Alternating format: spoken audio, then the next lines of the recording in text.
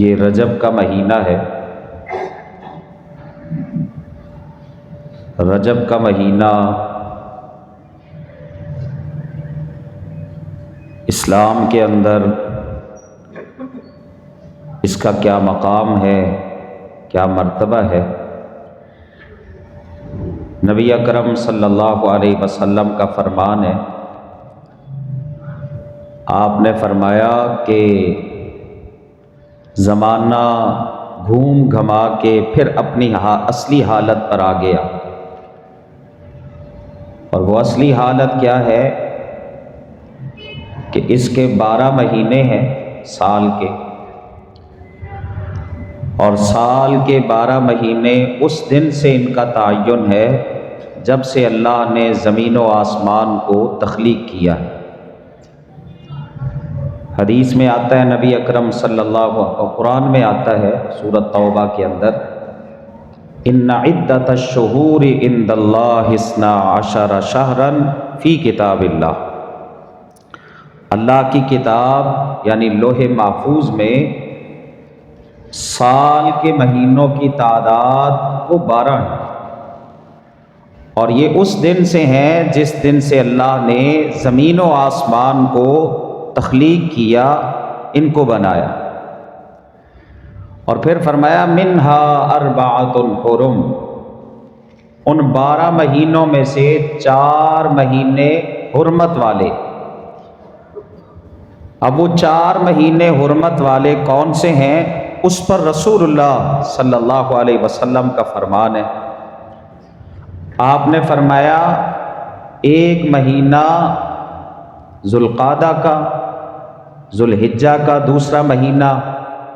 اور تیسرا مہینہ محرم کا، چوتھا مہینہ آپ نے فرمایا رجب و مضر، رجب کا مہینہ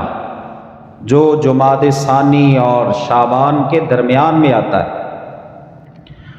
اور اس مہینے کی نسبت اس حدیث میں نبی اکرم صلی اللہ علیہ وسلم نے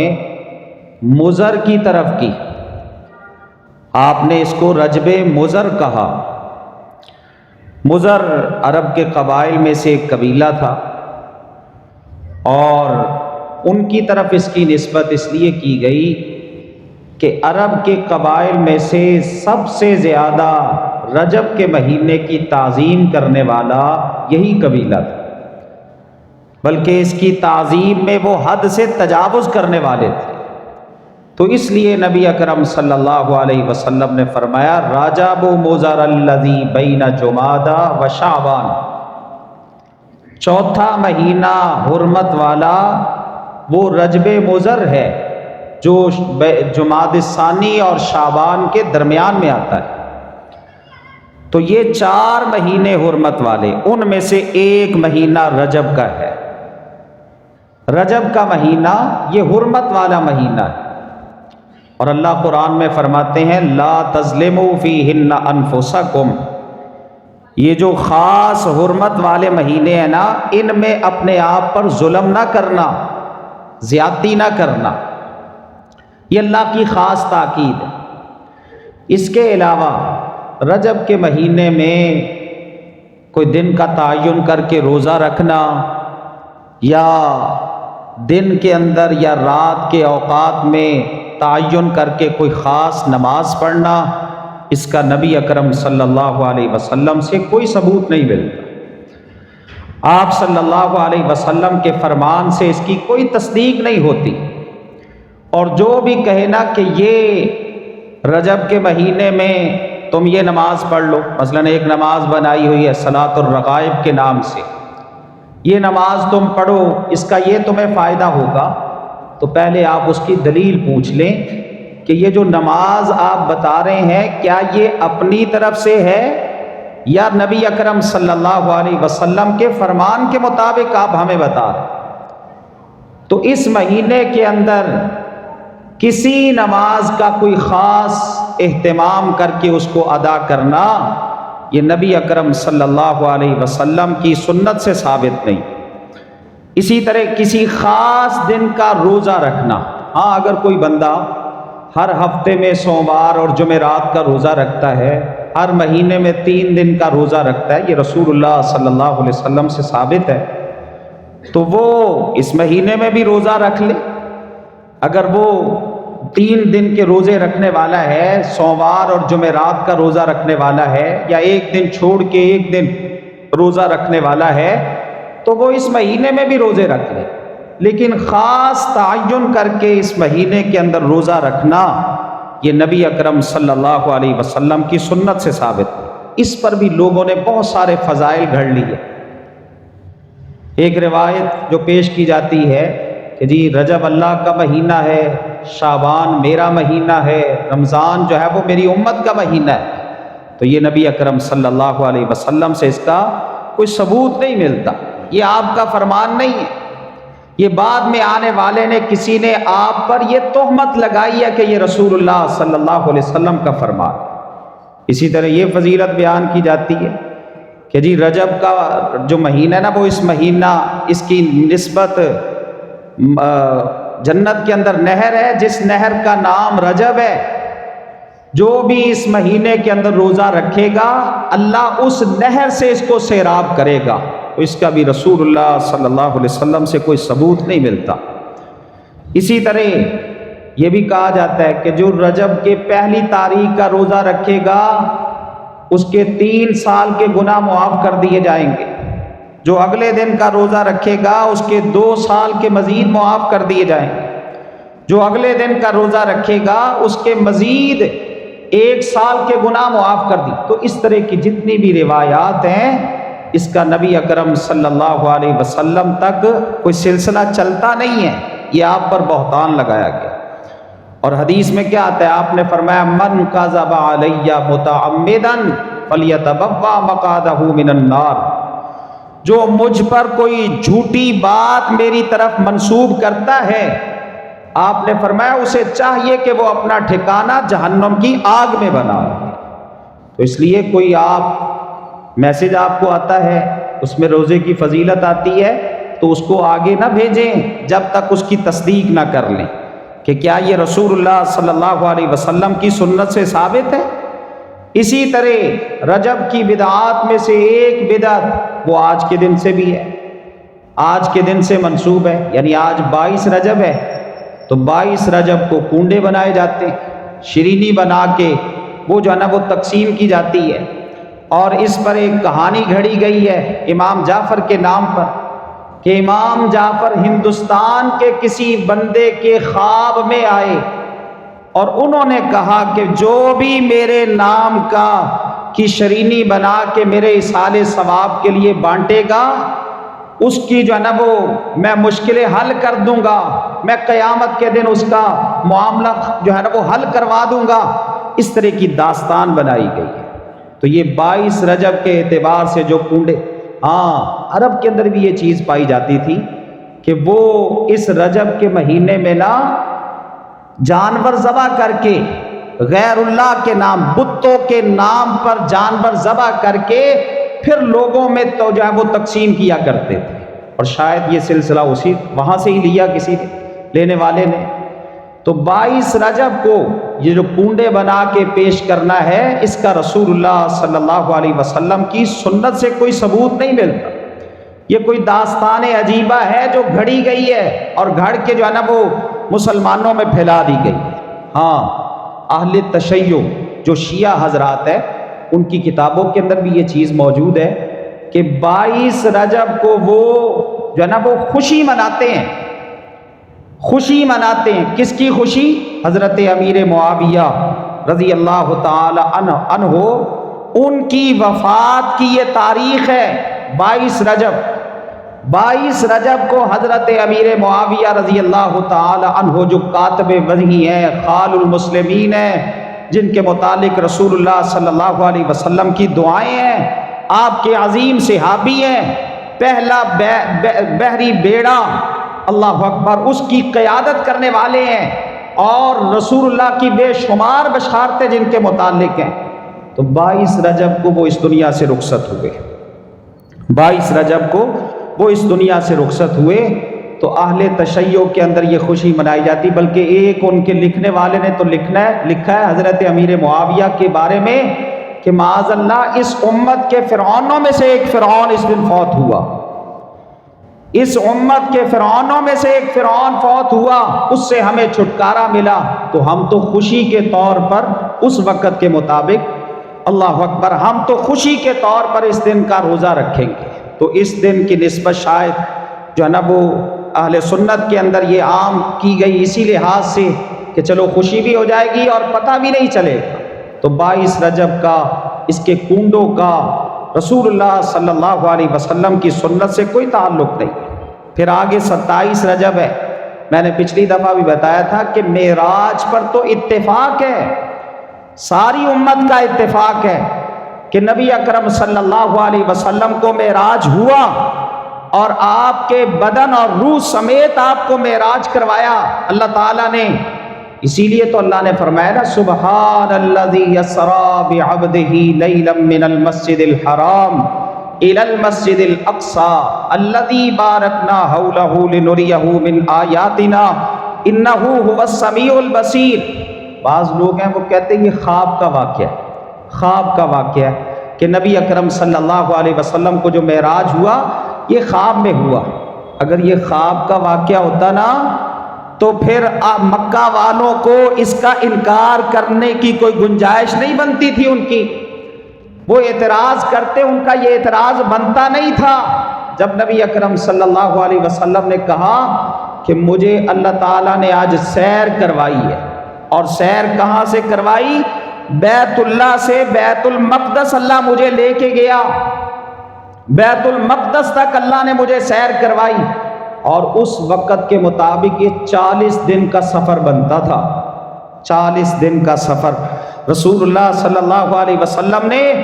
رات کے مختصر حصے میں یہ سفر طے کیا، اسی وجہ سے انہوں نے اعتراض کیا کہ لو یہ کیسے ہو سکتا ہے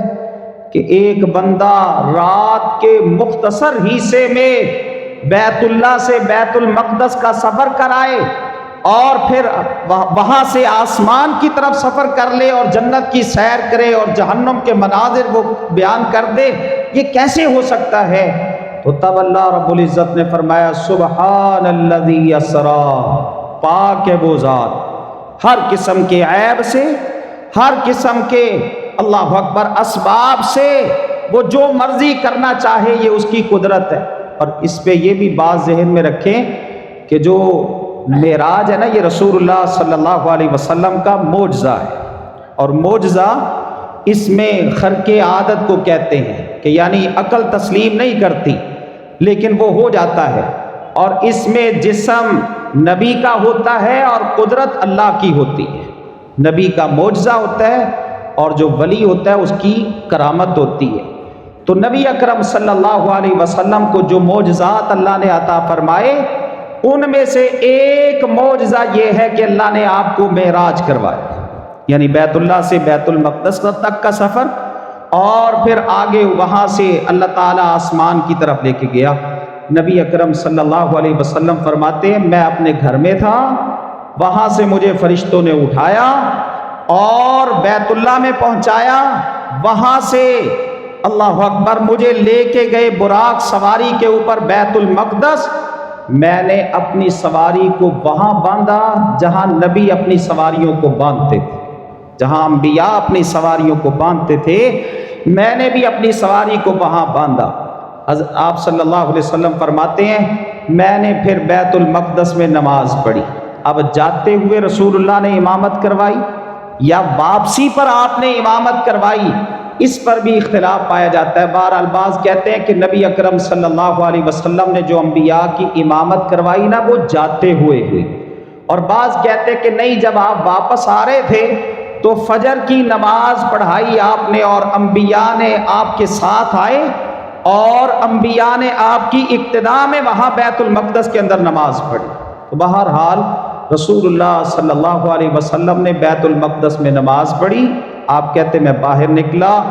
تو جبرائیل علیہ السلام 2 برتن لے کے آئے، ایک میں دودھ تھا ایک میں شراب تھی۔ آپ فرماتے میں نے دودھ والا برتن حاصل کیا اور دودھ نوش فرما لیا، تو آپ صلی اللہ علیہ وسلم کو جبرائیل علیہ السلام کہنے لگے یا رسول اللہ صلی اللہ علیہ وسلم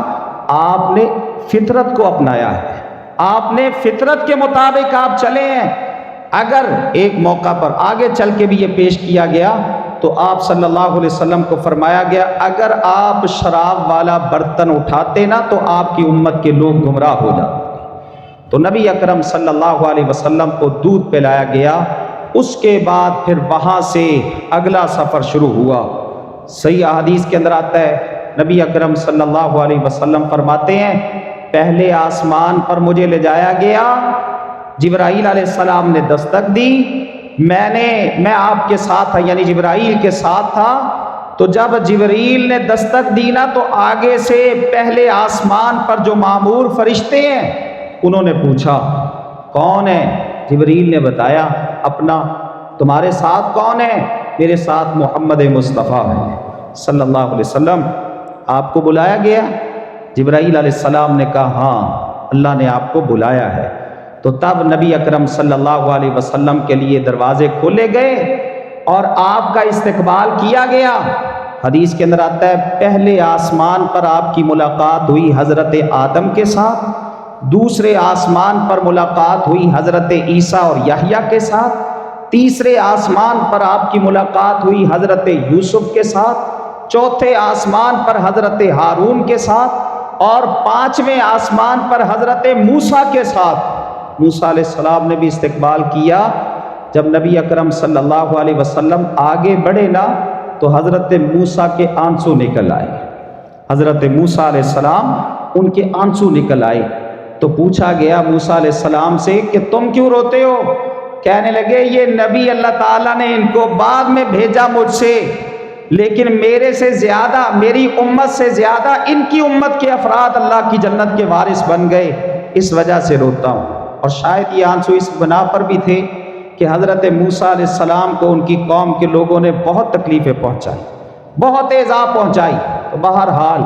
چھٹے آسمان پر حضرت موسیٰ سے ملاقات ہوئی اور ساتویں پر حضرت ابراہیم علیہ السلام سے۔ حضرت ابراہیم علیہ السلام کے متعلق آپ فرماتے ہیں جب میں گیا ساتویں آسمان پر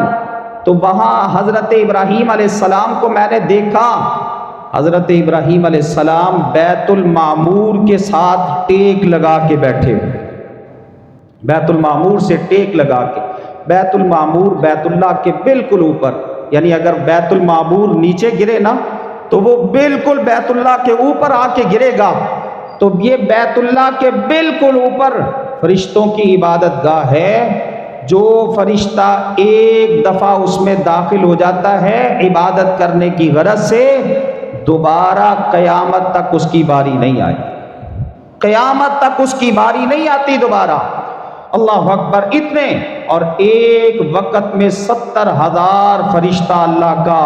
اس بیت المعمور کے اندر داخل ہوتا ہے۔ تو آپ فرماتے ہیں میں جب گیا تو میں نے ابراہیم علیہ السلام کو سلام کہا، انہوں نے بھی سلام کا جواب دیا، اور ساتھ انہوں نے فرمایا اللہ اکبر کہ اے محمد صلی اللہ علیہ وسلم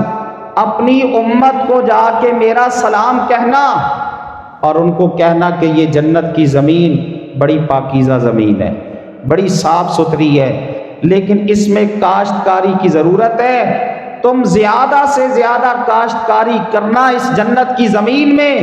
اور پھر انہوں نے وہ الفاظ بھی بتا دیے جس سے جنت میں کاشتکاری ہوتی ہے، سبحان اللہ والحمد للہ ولا الہ الا اللہ واللہ اکبر۔ یہ جس قدر بھی بندہ اپنی زبان سے ادا کرتا رہے، یہ کلمات پڑھتا رہے، اتنی ہی کاشتکاری جنت میں ہوتی ہے۔ اور یہ بتایا کس نے نسخہ؟ ابراہیم علیہ السلام نے۔ ابراہیم علیہ السلام نے کہا اپنی امت کو جا کے میرا سلام کہنا، اور ساتھ کہنا کہ جنت میں کاشتکاری کریں۔ اس کے بعد نبی اکرم صلی اللہ علیہ وسلم کو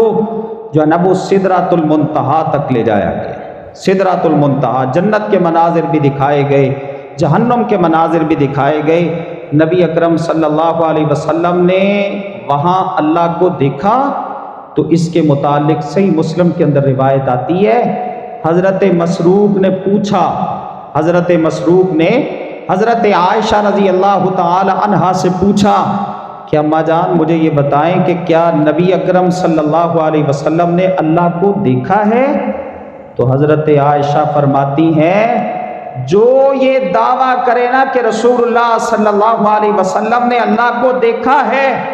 وہ اللہ پر جھوٹ باندھنے والا ہے۔ تو حضرت مسروق کہتے ہیں میں بالکل سیدھا ہو کے، یعنی ٹیک لگائی ہوئی تھی تو میں سیدھا ہو کے بیٹھ گیا، میں نے کہا قرآن میں نہیں آتا وَلَقَدْ رَآهُ بِالْأُفُقِ الْمُبِينِ وَلَقَدْ رَآهُ نَزْلَةً أُخْرَى، تو یہ کیا اللہ کا دیکھنا مراد نہیں ہے کہ نبی اکرم صلی اللہ علیہ وسلم نے اللہ کو دیکھا؟ تو حضرت عائشہ فرماتی ہیں اس کے متعلق سب سے پہلے میں ہی تھی جس نے سوال کیا نبی اکرم صلی اللہ علیہ وسلم سے، تو آپ نے فرمایا تھا اس میں مراد میرا دیکھنا ہے جبرائیل علیہ السلام کو، کہ میں نے اصلی شکل میں جو جبرائیل علیہ السلام کی اصلی حالت ہے، اصلی شکل ہے، اس میں جبرائیل علیہ السلام کو 2 دفعہ دیکھا، 2 دفعہ، ایک دفعہ نبوت کے آغاز میں اور ایک دفعہ معراج کے موقع پر، 2 دفعہ اصلی حالت میں اصلی شکل میں جبرائیل علیہ السلام کو میں نے دیکھا۔ تو یہ دیکھنا نبی اکرم صلی اللہ علیہ وسلم کا جبرائیل کو ہے، اللہ کو نہیں۔ اور ویسے بھی آپ قرآن پاک پڑھیں، سورۃ الاعراف میں اللہ نے حضرت موسیٰ علیہ السلام کا واقعہ بیان کیا، موسیٰ علیہ السلام کا واقعہ بیان فرمایا،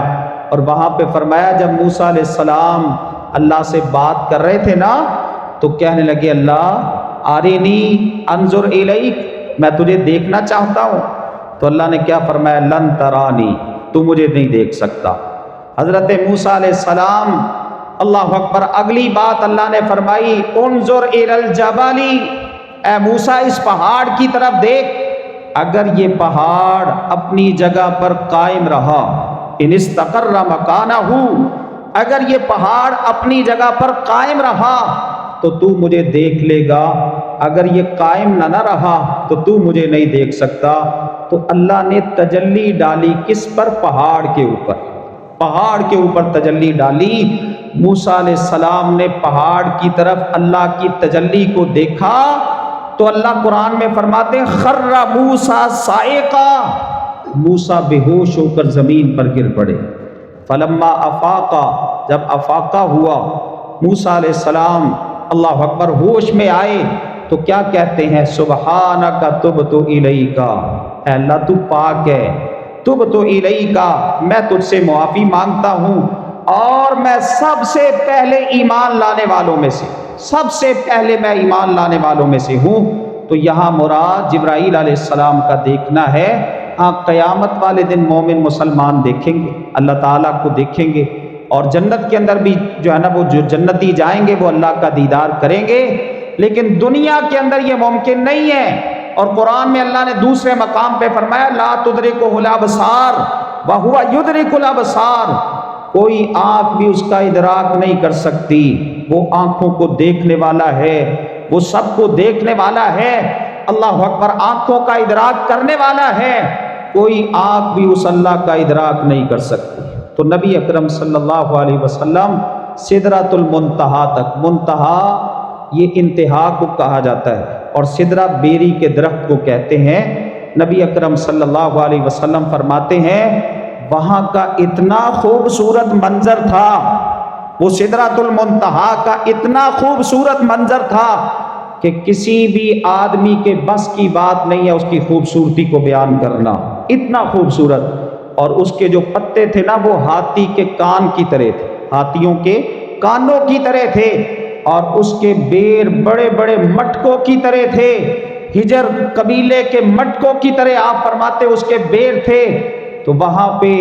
اللہ اکبر سونے کی تتلیاں جو ہے نا وہ اس میں خوبصورتی پیدا کرتی ہیں۔ تو وہاں پہ نبی اکرم صلی اللہ علیہ وسلم کو اللہ نے پھر 3 تحفے عطا فرمائے، 3 تحفے۔ پہلا تحفہ نماز کا،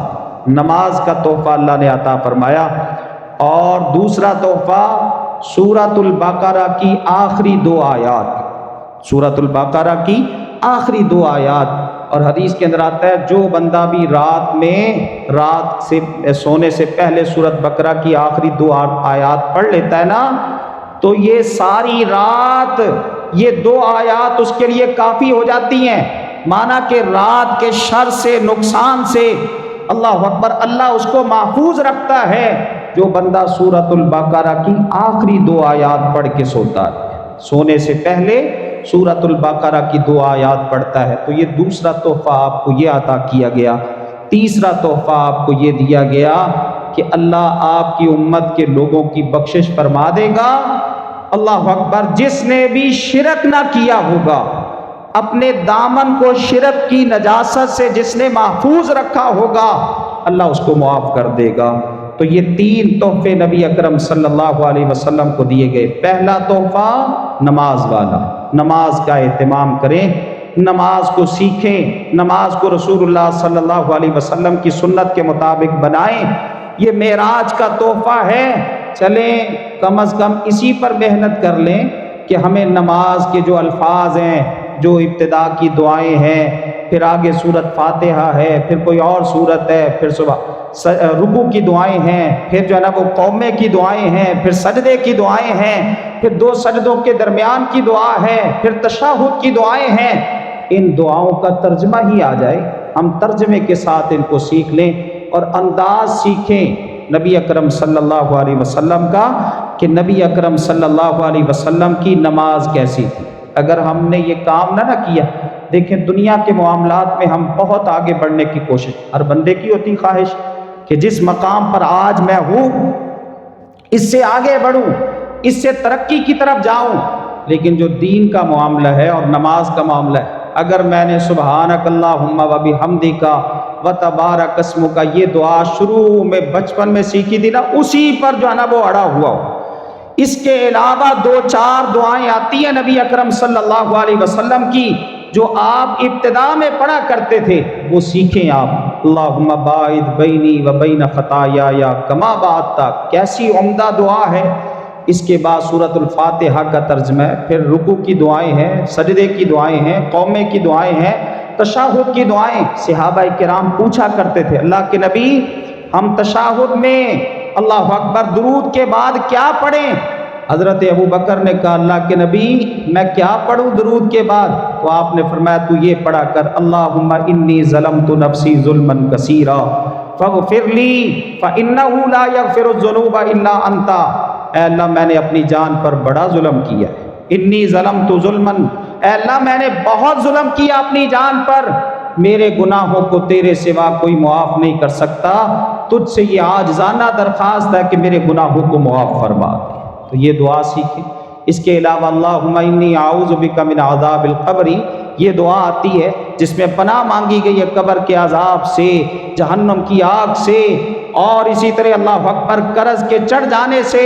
اور اللہ اکبر گناہ سے پناہ مانگی گئی ہے۔ یہ دعائیں سیکھیں۔ تو یہ نماز کا تحفہ اللہ نے آپ کو عطا فرمایا۔ دوسرا سورۃ البقرہ کی آخری 2 آیات کو سیکھیں، اس کو سیکھیں اور روزانہ رات کو سونے سے پہلے یہ 2 آیات پڑھ۔ ہماری عادت بن گئی ہے نا،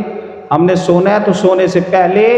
اللہ اکبر گھنٹہ 1.5 گھنٹہ، یہ کم سے کم وقت بتا رہا ہوں، گھنٹہ 1.5 گھنٹہ موبائل کو دیکھنا ہے۔ اللہ اکبر اگر کسی کے گھر میں ٹی وی ہے تو وہ اس کے سامنے بیٹھ کے اچھی طرح تسلی کرتا ہے اور پھر آ کے لیٹتا ہے۔ تو اس لیے سونے سے پہلے 2 آیات سورۃ البقرہ کی ضرور پڑھیں۔ اگر آپ رات کے وقت یہ جو ہے نا وہ موبائل والے تو اکثر ہی اللہ اکبر الا ماشاءاللہ اگر کسی کو اللہ محفوظ رکھے تو وہ گند کی طرف ہی زیادہ جاتے ہیں، تو اس لیے سونے سے پہلے سورۃ بقرہ کی 2 آیات ضرور پڑھیں اور 2 آیات پڑھ کے پھر آرام کریں، پھر سوئیں۔ آپ سوئے ہوں گے اللہ آپ کی حفاظت فرمائے گا۔ اور اسی طرح اپنے دامن کو شرک سے جو ہے وہ بچا کے رکھے۔ شرک والی نجاست ایسی نجاست ہے کہ اللہ قرآن میں فرماتے ہیں من یشرک باللہ فقد حرم اللہ علیہ الجنہ، جس نے شرک کیا اللہ کے ساتھ اللہ نے اس پر جنت کو حرام کر دیا ہے اور اس کا ٹھکانہ ہمیشہ ہمیشہ کے لیے جہنم کی آگ ہے۔ اللہ ہم سب کو ہمارے دامن کو اللہ شرک سے محفوظ رکھے، زندہ رکھے تو اللہ اسلام پر، موت آئے تو اسلام پر، دین پر اللہ ہم سب کو اس دنیا سے لے کے جائے۔ آمین ثم آمین۔